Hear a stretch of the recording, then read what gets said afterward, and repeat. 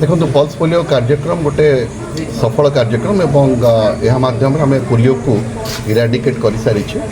आज जो कार्यक्रम आरंभ होता वर्ष प्रथम कार्यक्रम 3 दिन धरी चलो। आज समस्त 820 जो बूथ अच्छी से 820 बूथ आज आम जिले में पाखापाखि 1,40,000 पिलाने ने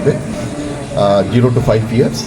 एवं काली घरे घरे जाकि आशाकर्मी मैंने अंगनवाड़ी वर्कर्स मैंने सब देवे।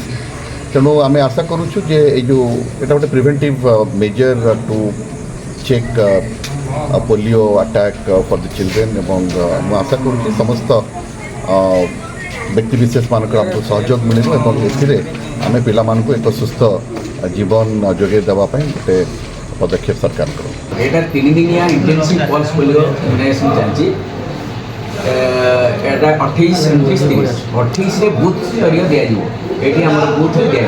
आम चाहूँ बूथ रे मैक्सिमम कवर करदे जदि बाई चान्स कहीं रहीगले आम काली अपर दिन आउ 2 दिन से घर घर बुलिक पल्स पोलियो